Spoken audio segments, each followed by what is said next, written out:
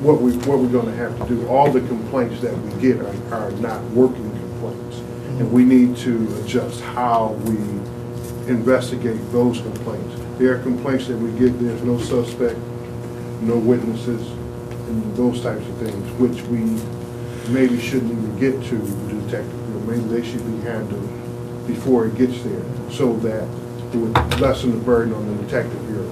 And those are the things that, you know, we're looking at right now, how we handle complaints that we do get. And some of the complaints, you know, if there's a high probability of solving them, they should probably go to the detective bureau. If there's a low probability, then maybe they should be handled in the patrol bureau or in our uniform division. So are you saying maybe that's something that you guys should look at doing even more so? Yes. Because that, in essence, will be a part of a public safety plan. Wait. Because again, going back to what I said earlier, again, I understand that we have less, but I believe that if we manage what we have better, we can achieve, you know, better results. You know, also part of the plan now is, part of the plan may be that we don't respond to all the calls, the service that we get right now. It may be part of the plan that citizens have to call that complaint in to someone. Now, like, you know, that's working smarter, not harder. Are you saying, undergoing that process, I don't want to belabor time, but are you saying that by having the residents call in, they could call, say for instance, my house was broken in on election day. Okay, I came home the night of my election and my house was ransacked, okay? I know who did it. The individual actually came back to my house and the police came and they still didn't make an arrest. They had fingerprints, they still didn't make an arrest.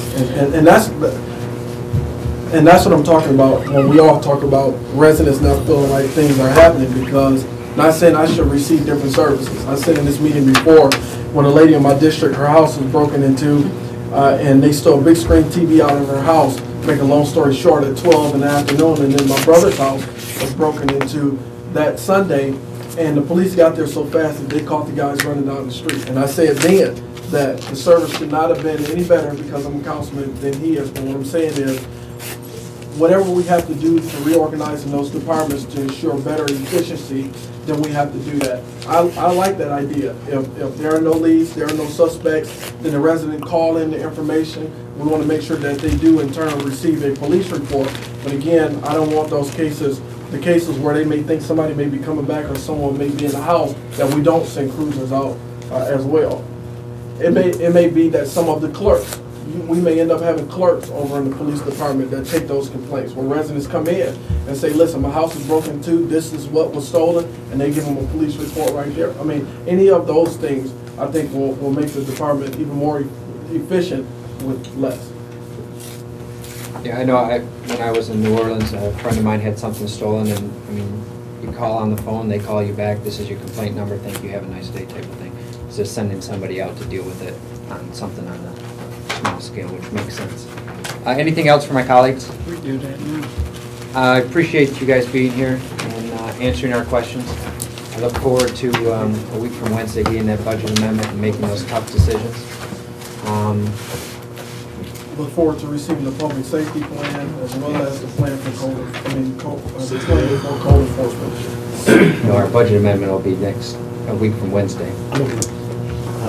Give them a timeline for the... Yes. Okay. 60 days for a public safety plan. I know the mayor spoke to similar timeline. I know we had conversation over the weekend, and 30 days for a code enforcement plan. I've already talked with Mr. Eason, and he said they can deliver one well within that timeline, because what we want to get away from is sitting at the table, having talk, having discussion, and then we don't get anything in our hands. We as a body have to start putting timelines on the things that we request. And when those expectations are not met, we need to start talking about what is the next course of action that we're going to take. All right, anything further? Thank you.